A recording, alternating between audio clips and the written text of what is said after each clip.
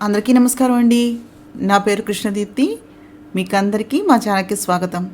నానీవే నేనే 35వ భాగం, ఆఖరి భాగం అండి. ఈ రోజున చదువుతున్నాను. మోహనను లేబర్ రూమ్లోకి డెలివరీ కోసమని తీసుకుని వెళ్ళిన దగ్గర నుంచి శ్రీకాంత్, కస్తూరి, జానకి, రాజ్యం గారు మోహన పక్కనే కూర్చుని హడావిడి చేయడం మొదలుపెట్టారు. మోహన్కు వచ్చే ప్రతి నొప్పికి శ్రీకాంత్ హడావిడి పడుతూ ఉంటే తన జీవితంలో తాను పక్కనుండగా మోహనది ఎన్నో పురుడో, ఎవరు ఎలా హడావిడి చేశారో కథలుగా చెప్పడం మొదలుపెట్టారు రాజ్యం గారు. అది ఎంతలా అంటే ఆ గదిలోకి నర్సులు కూడా రావడానికి భయపడేలా. కస్తూరి వచ్చి కృష్ణమూర్తి గారిని పక్కకు పిలిచి విషయం తెలియజేసింది. ఆయన మెల్లగా తల్లి దగ్గరకు వచ్చి, అమ్మా, ఏమిటిదంతా? నాకు చాలా భయంగా, గుండెదడగా ఉంది. కొంచెం ఇలా వచ్చి నా పక్కన కూర్చో, నా చేయి పట్టుకునుండు, అక్కడ అందరూ ఉన్నారు కదా అని పిలిచారు. అది కాదురా కృష్ణ, అసలే పిల్లది మొదటిసారి ప్రసవం, పైగా ఒట్టి బెదురుగొడ్డు, దానికి తోడు నీ అల్లుడా. అది అమ్మ అంటే తాను అమ్మమ్మ అనే రకం. ఏదో పెద్దదాన్ని కూడా ఉండి ధైర్యం చెబుదామంటే నీకు దడా వణుకు అంటావేంట్రా సన్నాసి అన్నారు ఆవిడ కొడుకును ముద్దుగా మందలిస్తూ. అబ్బా అమ్మా, కొంచెం చుట్టూతా చూసి మాట్లాడవే. ఒక పక్కన మామగారు, మరో పక్కన కోడలు, ఇంకో పక్కన అల్లుడు. వాళ్ళందరి ముందు సన్నాసి చప్రాసి అంటే అసహ్యంగా ఉంటుంది. కొంచెం అర్థం చేసుకుని మాట్లాడు. నాకు మాత్రం 10 మంది పిల్లలు ఏమైనా ఉన్నారా? ఉన్నది ఒక్కతి కూతురు, అది ఆ గదిలో ఉంది. నీ కోడలేమో హాయిగా దాని పక్కన కూర్చుంది. నన్నేమో ఇలా బయట నిలబెట్టేశారు. నువ్వు కూడా నా పక్కన లేకపోతే ఎలాగే అంటూ రాజ్యాంగాన్ని తన పక్కన కూర్చోబెట్టుకున్నాడు కృష్ణమూర్తి. అల్లుడు, ఎంతైనా మాయగాడిపోయ్, ఎక్కడి తాళం అక్కడ, ఎక్కడ నొక్కుడు అక్కడ అన్నారు. అంత హడావిడిలోనూ భాస్కర్ గారు అల్లుడు మొహం చూసి జోక్కు వేస్తూ, మరి భాస్కర్ గారి అల్లుడంటే ఆ మాత్రం హడావిడి ఉండొద్దు, లేకపోతే అత్తారింట్లో ఆటాడించేస్తారండి మామగారు అన్నారు నవ్వుతూ కృష్ణమూర్తి. శ్రీకాంత్ మోహన చెయ్యి పట్టుకుని జానకి గారు బయటకు వెళ్ళమన్నా వినకుండా ఆమెతో పాటే ఆ గదిలోనే తిష్ట వేసుకుని కూర్చున్నాడు. మోహనకు వరుసగా నొప్పులు అందుకున్నాక అప్పుడే పుట్టిన నెత్తుటి గుడ్డులా ఉన్నటువంటి బిడ్డను తీసి శ్రీకాంత్ చేతిలో పెట్టారు డాక్టర్. గ్లౌజెస్ తొడిగిన చేతులతో ఎర్రటి రక్తంతో ఉన్నటువంటి ఆ బిడ్డను చిన్న టవల్తో చుట్టి శ్రీకాంత్ చేతికి అప్పగించారు. ఆ బిడ్డ ముఖం చూసిన శ్రీకాంత్ స్తబ్దుగా మారి యాంత్రికంగా బిడ్డను తీసుకుని తన గుండెలకు హత్తుకున్నాడు. పక్కనే ఉన్న నర్సు శ్రీకాంత్తో, సార్, బిడ్డను ఇలా ఇవ్వండి, నీట్ చేసి ఇస్తాం అంటూ తీసుకుంది. శ్రీకాంత్ ముఖంలో ఎటువంటి భావమూ లేదు. అంతదాకా నొప్పులు పడుతూ బాధపడిన మోహన ముఖం అలసటతో బిడ్డను ఎత్తుకుంటున్న శ్రీకాంత్ను చూస్తూ చిన్నగా నవ్వుతూ కనిపించింది. శ్రీకాంత్ కంటిలో లీలగా తడి ఊరుతూ ఉండగా, ఐఆమ్ రియల్లీ సారీ మోహన, మనకు ఈ బిడ్డ చాలు, ఇంకా బిడ్డలొద్దు. ఇంకోసారి చూస్తూ నేను ఈ నరకంలోకి నేను తొయ్యలేను అంటూ ఆమె చెయ్యి పట్టుకున్నాడు శ్రీకాంత్.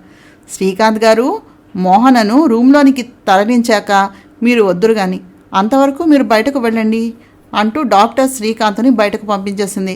బయటకు వచ్చిన శ్రీకాంత్కి కస్తూరి చేతిలో ఉన్న పసికందు నన్ను పట్టించుకో అన్నట్టుగా ఏడవటం మొదలుపెట్టాడు.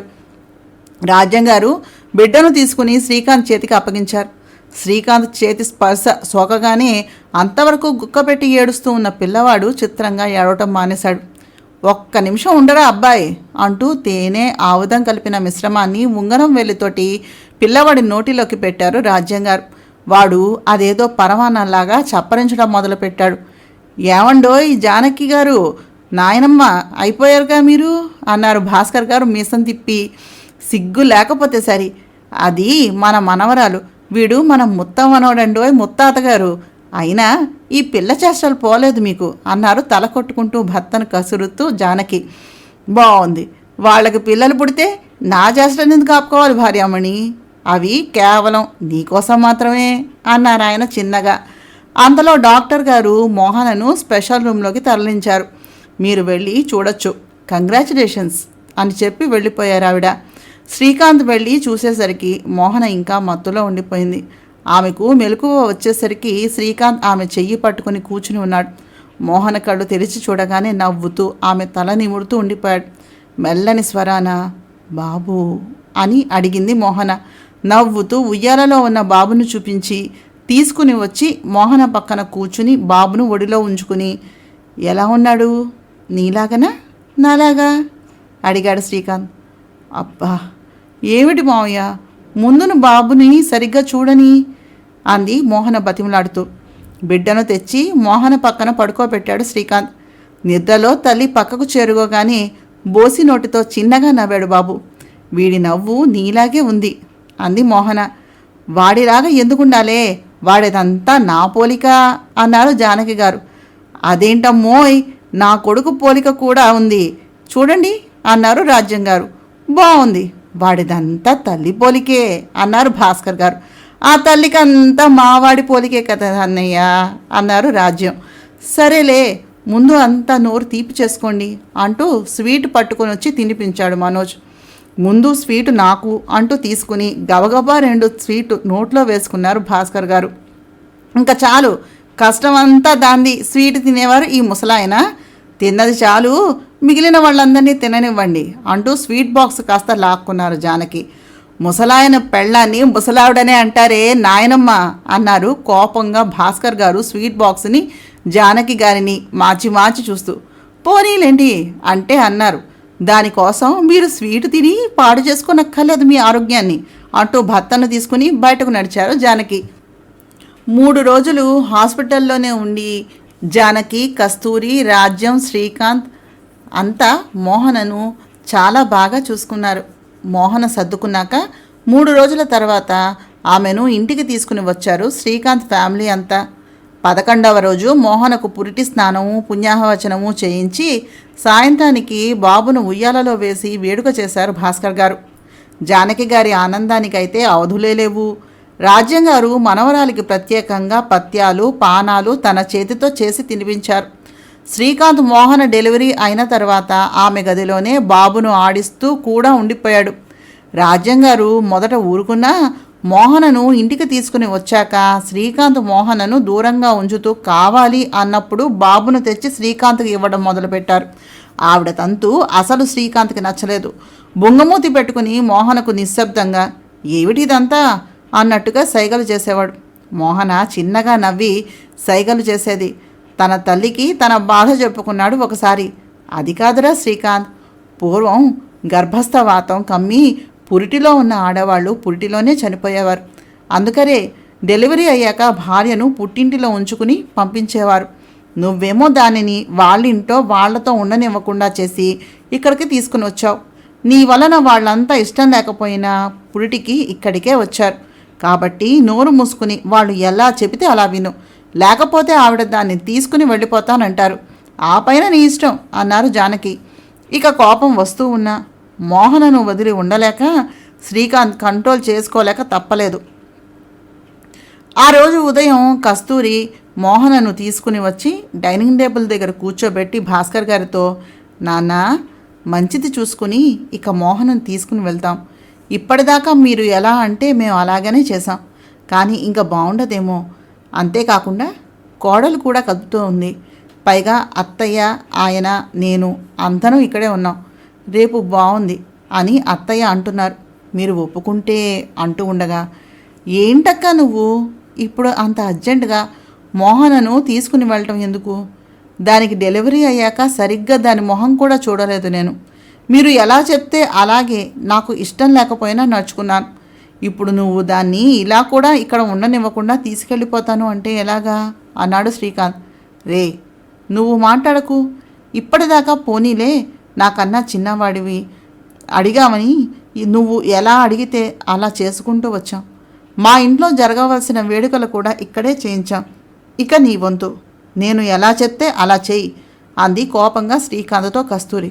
అది కాదక్కా అంటూ శ్రీకాంత్ ఇంకా ఏదో అనబోతూ ఉండగా, శ్రీకాంత్ ఇంకా మాట్లాడకు, అది అనేది కూడా నిజమేగా, ఎంతసేపు నీ గురించే ఆలోచిస్తే ఎలాగా, ఇక దాని మాట విను అన్నారు భాస్కర్ గారు కూతురు వైపు మద్దతు ప్రకటిస్తూ.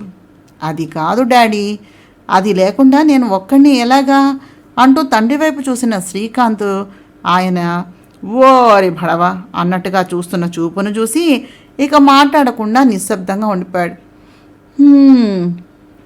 అదమ్మా సంగతి, కూతురుతో పాటు అల్లుడిని కూడా తీసుకుని పో అన్నారు నవ్వుతూ భాస్కర్ గారు కళ్ళజోడులోంచి శ్రీకాంత్ని కస్తూరిని చూస్తూ ఉడికిస్తున్నట్టుగా. అబ్బా ఊరుకుందురు, ఏమిటి మీ అల్లరి అన్నారు జానకి గారు భర్తను కసురుకుంటూ. ఇది మరీ విడ్డూరంగా ఉందండి. కొడుకుకు చెప్పడం మానేసి నోరు వాయి లేని మూడిని పట్టుకుని వాయించేస్తున్నారు. మెత్తగా ఉంటే మన రోజులు కాదోయ్ కృష్ణమూర్తి అన్నారు భాస్కర్ గారు. మోహన వాడిపోయిన శ్రీకాంత్ ముఖం చూసి పక్కపక్క నవ్వేసింది. ఎందుకంత నవ్వు? నా దగ్గర నుంచి దూరంగా వెళ్తున్నావనా అడిగాడు శ్రీకాంత్ కోపంగా చూస్తూ. అంతే. కస్తూరి చేతిలోని చంటి పిల్లాడు గట్టిగా ఏడవటం మొదలుపెట్టాడు తండ్రి అరుపుకి. ఏడ్చినట్టుంది. పిల్లాడు ఉన్నాడు కదా, కాస్త చిన్నగా మాట్లాడరా అన్నారు జానకి. శ్రీకాంత్ నుదురు కొట్టుకుంటూ అమ్మా, నేను మోహనం వెళ్ళడం కోసమని మాట్లాడుతున్నా అన్నాడు. చూడు శ్రీకాంత్, ఇది మీ అక్క తమ్ముళ్ళ విషయం. ఇప్పటిదాకా నువ్వు చెప్పినట్టుగా అది వింది. ఇప్పుడు అది చెప్పినట్టుగా నువ్వు విను. ఎవరి పిల్లలు వారికి. అర్థమైందా అన్నారు జానకి. మర్నాడు ఉదయం మోహన బయలుదేరుతూ శ్రీకాంత్ గదిలోకి వచ్చింది. శ్రీకాంత్ కోపంగా మోహన వైపు చూసి తల తిప్పుకున్నాడు. మోహన నవ్వుతూ శ్రీకాంత్ భుజం మీద చేయి వేసి మామయ్య నేను వెళ్తున్నాను అంది మృదువుగా. అన్నాడు శ్రీకాంత్. బాబును తీసుకుని వచ్చి శ్రీకాంత్ ఒడిలో పెట్టి చూడు మామయ్య, ప్రతిరోజు రాత్రి 7 గంటలకు నువ్వు మా ఇంటి ముందు ఉండాలి. అర్థమవుతోందా అంది ఇంకా చిన్నగా. ఏమీ అక్కర్లేదు, నేనేం రాను అన్నాడు కోపంగా శ్రీకాంత్ భుజం మీద ఉన్నటువంటి మోహన చెయ్యిని తీసి కనీసం మోహన వైపు కూడా చూడకుండా తల తిప్పుకొని. మోహన బాధగా ముఖం పెట్టుకుని సరే అయితే అంటూ బాబును అందుకోబోయింది. మోహి అంటూ మోహన చెయ్యి పట్టుకుని ఎందుకే ఏడిపిస్తావు? నువ్వు లేకుండా నేను ఎలా ఉండేది అడిగాడు శ్రీకాంత్ చివరి ప్రయత్నంగా. ఏమీ కాదు, సాయంత్రం ఇంటికి రా. కుదిరినప్పుడు నీ ఆఫీస్ మీటింగ్ ఆన్లైన్లోనే చూసుకో. వీలైనంత త్వరగా బాబుకి బారసాల చేసి తీసుకుని వచ్చేద్దాం, సరేనా అంది మోహన. సరే అయితే పద, నేను కూడా వస్తాను అంటూ బాబును బెడ్ మీద పడుకోబెట్టి మోహన నడుము చుట్టూ చేతులు వేసి దగ్గరకు తీసుకోబోయాడు శ్రీకాంత్. ఏవే మోహన, ఏం చేస్తున్నావు అంటూ బయట ఉన్న రాజ్యం గారి మాట వినబడి శ్రీకాంత్కి దూరంగా జరిగింది మోహన. కర్మ అంటూ తల కొట్టుకున్నాడు శ్రీకాంత్. నవ్వుతూ బాబును అందుకుని శ్రీకాంత్ చేతికి అందించి ఇక పద వెళ్దాం అంది మోహన. మోహన, దారుణమే. అంతా కలిసి ట్రాప్ చేసి నన్ను మీ ఇంటికి పట్టుకుని పోతున్నారు. అన్యాయం తెలుసా అన్నాడు శ్రీకాంత్. పోవోయ్ పెద్ద, ఎవడైనా వింటే నవ్విపోతారు. నువ్వే నన్ను ఏడిపించి ట్రాప్ చేసి పెళ్లి చేసుకున్నావు. చూడు నన్ను సరిగ్గా. కనీసం గ్రాడ్యుయేట్ని కూడా కాలేదు, ప్రెగ్నెంట్ని మాత్రం చేసేసావు. ఇప్పుడు అమ్మని చేసావు. నీకేంటి, ఖాళీ దొరికినప్పుడు ముద్దొస్తే కొడుకుని ఎత్తుకుని ముద్దు చేసుకుంటావు. కానీ నేను తల్లిపాలు అన్నారు, పిల్లలకు శ్రేష్టం అంటారు. సరే అని తలాడించాను. బాబుకేమో సరిగ్గా పట్టుకుని తాగడమే రాలేదు. అమ్మమేమో నిన్న ఉదయం బయట నీరు వద్దు అంటున్నా వినకుండా నువ్వు తాతయ్య తీర్థాలు పట్టించేశారు వాడికి. అప్పటి నుండి వాడు సరిగ్గా పాలు కూడా తాగటం లేదు. నిమ్ము చేసింది. నేనెంత అవస్థపడుతున్నానో నీకేం తెలుస్తుంది అంటూ మూతి ముడిచింది మోహన. శ్రీకాంత్ మోహనను కొత్తగా చూస్తూ అదేంటే, మరి అమ్మతో చెప్పాలి కదా నీ ప్రాబ్లం అన్నాడు మోహనతోటి. చెప్పాను, మిషన్ తెప్పిస్తా అంటూ మనిషిని పంపింది అంది మోహన. ఉండు అంటూ శ్రీకాంత్ కబ్బోర్డ్ నుండి మిషన్ తీసి మోహన చేతిలో పెట్టాడు. ఇదేంటి, నువ్వెప్పుడు తీసుకున్నావు అడిగింది మోహన. మిథున బాబుకి ఇంక్విబేటర్ దగ్గర పాలు వీటి సాయంతోనే అందించేవారు అవసరమైనప్పుడు. అందుకే బాబు పుట్టినరోజునే అవసరం అనుకుని తీసుకున్నాను.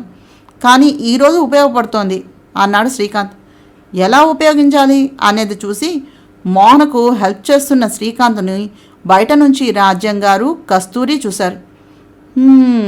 పదవే, ఇంకా మనం చూసేదేముంది, మనకన్నా మీవాడే దాని అవసరాలు అర్థం చేసుకుని బాగా పరిష్కరించగలడు. ఏదో పుట్టిల్లు అనుకోవడమే కానీ ఇంత ప్రేమించే మొగుడు ఉంటే ఏ పెళ్ళం పుట్టింటికి రావాలనుకుంటుంది. ఏదైనా దీని విషయంలో మనం మనశ్శాంతిగా ఉండొచ్చు అన్నారు రాజ్యం గారు కోడలితో. మనవరాలతో పాటుగా వెళ్తున్న కొడుకుని చూసి ఓరగా నవ్వుతూ వెళ్తున్నావటోయ్ అడిగారు భాస్కర్ గారు.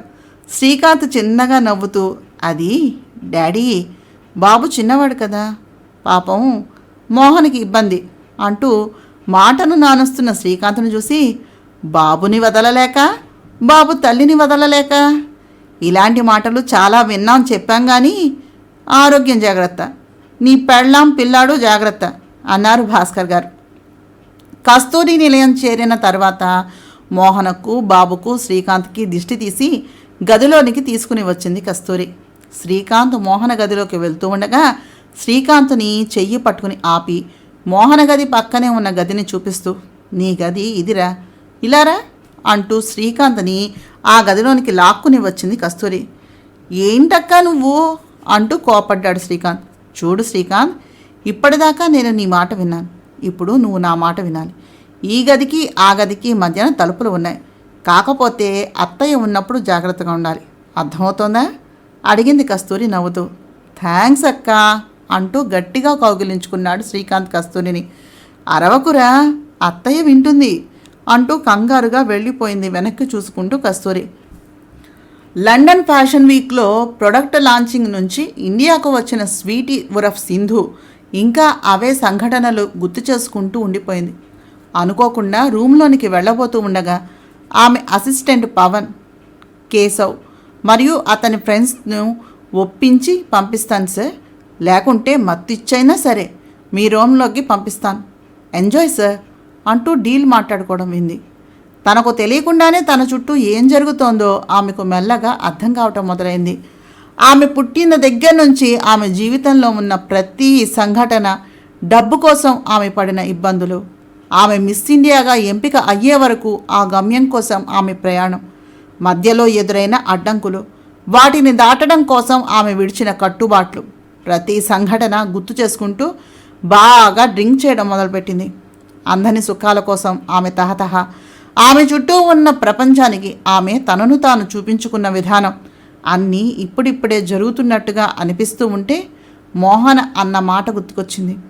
సింధు గారు, మిస్ ఇండియాగా మిమ్మల్ని అందరూ ఇష్టపడతారు, కానీ తన ఫ్యామిలీని ఎప్పుడూ కాపాడుకుంటూ ఉంటారు, భార్య స్థానం ఎప్పుడూ భార్యదే అన్న ఆ మాట పదే పదే ఆమె చెవిలో మారుమోగటం మొదలైంది. నీతో గడిపిన ప్రతి క్షణం, ప్రతి నిమిషం నాకు అమూల్యమైనవి. నిన్ను ప్రపంచంలో ఎవరు ఏ విధంగా చూసినా పర్వాలేదు, కానీ నేను నీలో నా భార్యను చూస్తున్నాను అన్న కశ్యప్ మాటలు. ఆమె ఆరోగ్యం బాగలేదని తెలిసిన తరువాత అతను ఆమెకు చేసిన సపర్యలు, చిన్నపిల్లలాగా చూసుకున్న విధానం గుర్తు వస్తూ ఉండగా కారెక్కి డ్రైవింగ్ మొదలుపెట్టిన స్వీటీ తనకు తెలియకుండానే అనుకోకుండా కశ్యప్ తనకు ఇచ్చిన ఇంటి ముందుకు చేరుకుంది. తలుపు తెరుచుకుని లోపలకు వెళ్ళిన ఆమెకు శుభ్రంగా ఉన్న ఆ చిన్న ఇల్లు తన ఆఖరి మజిలీలా కనిపించింది. జీవితంలో ఎంత ఎత్తుకు ఎదిగినా మన వెనుక మన భుజం తట్టి ప్రోత్సహించే మనవారు ఒకరు ఉండాలి. కష్టం కలిగిన క్షణాన గుండెలలో పొదువుకుని ఓదార్చే ఒక తోడు కావాలి. ఇంత ఐశ్వర్యం, అందం అన్నీ ఆ ఒంటరితనాన్ని దూరం చెయ్యలేకపోయాయి. పవన్ మాటలు ఆమె గుండెను శూలాల్లాగా పొడుస్తున్నాయి. నాకు నచ్చి నా అంతటా నేను ఎవరి దగ్గరికైనా వెళ్ళొచ్చు, కానీ నాతో సంబంధం లేనట్టుగా నాకు డ్రింక్ ఇచ్చి పంపిస్తాను అనటం ఇక ఆ గుండెల మీద బరువు మోయలేనట్టుగా కశ్యప్కి, తనకు, కేశవ్కి మధ్య జరిగినటువంటి సంభాషణ, మోహనను చంపటం కోసం కేశవ్ చేసినటువంటి ప్రయత్నాలు అన్నీ పూసగుచ్చినట్టుగా తెలియజేసింది. ఆ తర్వాత ఈ జీవితంలో నేను చేసిన తప్పులు, అందరిని సంపద కోసమని నేను దాటిన పరిధులు, ఇవన్నీ తెలిసి చేశావో తెలియకనే చేశావో నా మెడలో తాళి కట్టావు. నీకు కాకుండా పోయినా నీ భార్యగా మిగులుండాలని చెప్పాలి అనిపిస్తోంది. కుదిరితే మళ్ళీ నేను కలుసుకునే క్షణం ఇవ్వవద్దని భగవంతుణ్ణి కోరుకుంటాను. ఐఆమ్ రియల్లీ వెరీ సారీ అంటూ ఆ మెయిల్ని ముగించి ఆ ఇంటితో తనకున్న జ్ఞాపకాలన్నీ మళ్ళీ మళ్ళీ గుర్తు చేసుకుంటూ అక్కడ నుంచి బయలుదేరింది. కశ్యప్ ఆమె మెయిల్ని చూసి వెంటనే ఆమెను కాంటాక్ట్ చేయాలని ఫోన్ చేస్తూ ఉండగా రింగ్ అవుతున్న ఫోన్లో కశ్యప్ పేరును చూసి, వీడికి నాలో పెళ్ళాం కనిపించింది, కానీ నా గడిచిన జీవితం గురించి తెలిస్తే గుండాకి చచ్చిపోతాడేమో అనుకుని తనలో తాను నవ్వుకుని, సారీ కశ్యప్ అంటూ ఫోన్ ఆఫ్ చేసింది స్వీటీ ఉరఫ్ సింధు. కష్టాలు ఎవరికి కలకాలం ఉండవు. వస్తూ భయపెట్టినా వెళుతూ జీవిత పాఠాలను నేర్పుతాయి. మన అని మనం అనుకున్న వారిని కాక మనల్ని మన అనుకునే వారిని మనకు దగ్గరగా చేరుస్తాయి. స్వీటీ కారులో బయలుదేరి అప్పటికే 1 గంట దాటింది. పవన్కి ఆమె తన అకామిడేషన్లో లేదు అని తెలియగానే ఆమె ఫోన్ నెంబర్ని ఉపయోగించి ట్రాక్ చేయడం మొదలుపెట్టాడు. ఆమె కారు ట్రాఫిక్ సిగ్నల్ దగ్గర ఆగిపోయింది. అప్పటికి ఆమె ఫోన్ స్విచ్ ఆఫ్ చేసి 15 నిమిషాలు దాటింది. ఆమె ప్రముఖ సెలబ్రిటీ. బాలీవుడ్ సినిమాలో నటించి సినిమా ప్రమోషన్లో పాల్గొంటూ లండన్కి వెళ్ళి అక్కడ ఉన్నటువంటి ఆమె సినిమాను ప్రమోట్ చేసుకుని వచ్చింది. అలాంటి ఆమె ఫోను స్విచ్ ఆఫ్ అయ్యి 15 నిమిషాలు దాటినా ఇంకా ఆమె గురించి ఏమీ తెలియలేదు పవన్కి. అప్పటికే ఆమెను కేశవ్ దగ్గరకు పంపవలసినటువంటి సమయం దాటిపోతోంది. కంగారుగా ఆమె రాక కోసమని ఎదురు చూస్తూ ఉన్నాడు పవన్. కశ్యప్ ఆమె కోసమని తమ పెళ్లి జరిగిన ఇంటికి వెళ్ళాడు. వాచ్మెన్ ఆమె వెళ్ళి 20 నిమిషాలు అయ్యింది అని చెప్పాడు. వెంటనే డిటెక్టివ్ అమర్కి ఫోన్ చేసి వివరాలు తెలియజేశాడు కశ్యప్.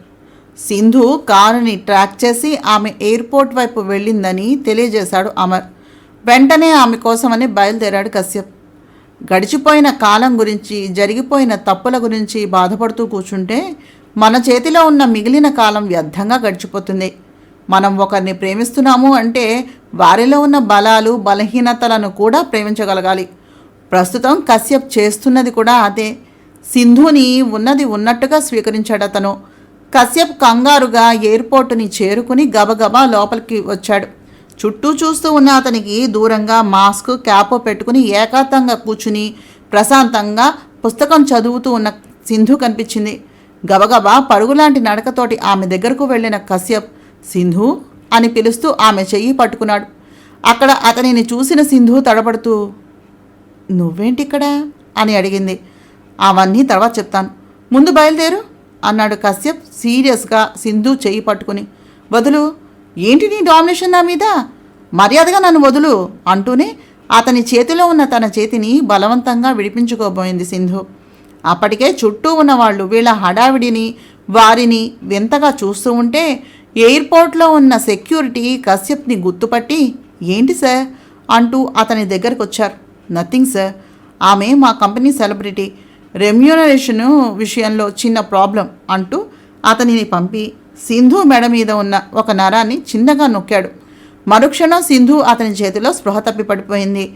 జీవితంలో మనం ఏ పరిస్థితుల్లో ఉన్నా మనం చేసిన తప్పులు సరిదిద్దే మనిషి మన పక్కన ఉండటం నిజంగా మన అదృష్టమే.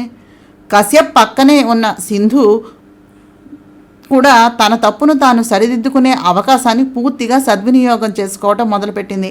సీన్ కట్ చేస్తే వారం రోజుల తర్వాత కశ్యప్ సింధుల వివాహం అతి తక్కువ మంది ఆప్తుల మధ్యలో, అతిథుల మధ్యలో వైభవోపేతంగా జరిగింది. 4 సంవత్సరాల తర్వాత మోహన బెస్ట్ సింగర్ అవార్డు తీసుకోవడానికి స్టేజ్ మీదకు వచ్చి అవార్డు తీసుకుంటూ ఉండగా ఫస్ట్ లైన్లో కూర్చుని ఉన్న శ్రీకాంత్ దగ్గరకు చాలా చిన్న బట్టలు కట్టుకుని వచ్చి కూర్చున్న కొత్త సినిమా మెయిన్ హీరోయిన్ జ్వాల శ్రీకాంత్తో హడావిడిగా మాట్లాడటం చూసింది మోహన. తన ఒడిలో ఉన్న కొడుకు శ్రీహర్షను చూస్తూ స్టేజ్ మీద ఉన్న మోహన స్పీచ్ ఇస్తూ తేడాగా తన వైపు చూడటం చూసి ఆమె మనసులో తిరుగుతున్న ఆలోచనలను టక్కున గ్రహించి లేచి నిలబడి స్టేజ్ దిగుతున్న మోహన దగ్గరకు గబగబా నడిచాడు శ్రీకాంత్. అవార్డు ఫంక్షన్లో కూర్చున్నదన్న పేరే గాని శ్రీకాంత్ను చూపులతోటి కాల్చేయడం మొదలుపెట్టింది మోహన. అది మోహన, నా తప్పేం చెప్పు అన్నాడు శ్రీకాంత్ కారులో తన పక్కన కూర్చుని గుర్రుగా చూస్తూ ఉన్న మోహనతో.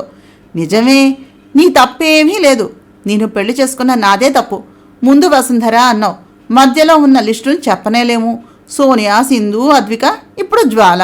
నీ అకౌంట్ పెరుగుతూనే ఉంది. అసలు నువ్వే తేడా. అంతా నా కర్మ. నిన్ను పెళ్లి చేసుకుని ఒక్కళ్ళని కనడమే మహాపాపం. మళ్ళీ రెండో కడుపుతో సిద్ధమైపోయాను. అంతా నా కర్మ అంటూ తన కడుపును తడుముకుంటూ ఉన్న మోహనను చూసి, మోహనా, ఇది మరీ అన్యాయమే. ఎవరు ఏం చేస్తున్నా నాదే బాధ్యత అంటావేంటే? ఇన్ని సంవత్సరాలుగా కాపురం చేస్తున్నావు, ఇంకా నా మీద నమ్మకం కుదరటం లేదా నీకు అన్నాడు అమాయకంగా ముఖం పెట్టి శ్రీకాంత్. చంపుతా ఇంకోసారి అలా చూసావంటే నువ్వు నీ పాడు బుద్ధులు.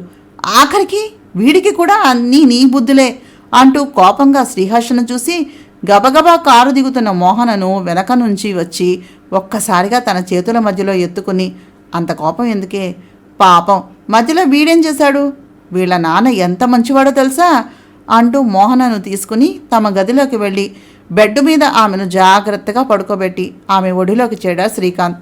ఏం మంచి, 24/7 వాళ్ళ అమ్మ బుర్రను తందూరి చేసుకుని తింటున్నాడు అంటున్న మోహన కడుపులో బేబీ మొదటి కదలికను గ్రహించిన మోహన శ్రీకాంత్ వైపు చూసి, నీకు కూడా తెలిసిందా అని అడుగుతున్నట్టుగా చూస్తూ ఉంటే అవును అన్నట్టుగా తల ఊపి ఆమె కడుపును ప్రేమగా తడుపుతూ, మోహన సీరియస్గా ఐ లవ్ యూ మోహి, జీవితం అంతా ఇలా నీ ఒడిలో ఇంకో పాపాయిలా బతికేస్తాను, అర్థమవుతుందా అన్నాడు శ్రీకాంత్. వారిరువురి మధ్య ఉన్నటువంటి సాన్నిహిత్యం ఎప్పటికీ తరగనిది. దంపతుల మధ్యన చిన్న చిన్న కలహాలు వస్తూ ఉంటాయి, పోతూ ఉంటాయి. ఇద్దరి నడుమ ఎటువంటి పొరపొచ్చాలో లేకుండా చూసుకోవలసిన బాధ్యత వాళ్ళిద్దరిదీను. ఒక్కసారి ఇద్దరి నడుమ అపార్థాలు అనే అడ్డుగోడ చేరితే సహనం వహించి ఇబ్బందిని దూరం చేసుకోవాలే కానీ ఒకరితో ఒకరు వాగ్వివాదం చేసుకోవటం వల్ల సమయం కోల్పోవటమే తప్ప జరిగే ఉపయోగం ఏమీ ఉండదు. బంధాల నడుమ నమ్మకం, గౌరవం, బాధ్యత, నిజాయితీ ఉన్నంతకాలం మన కుటుంబ వ్యవస్థ పటిష్టంగానే ఉంటుంది, ఆదర్శప్రాయంగా వర్ధిల్లుతూనే ఉంటుంది. నా నీవే నేనై, నీ నవ్వే నేనై, నా నీడే నీవై, నీ ఊపిరి నేనై అని నిలిచిన ఆ దంపతుల బంధం చిరస్మరణీయం, నిత్యనూతనం. ఇట్లు మీ కృష్ణదీప్తి.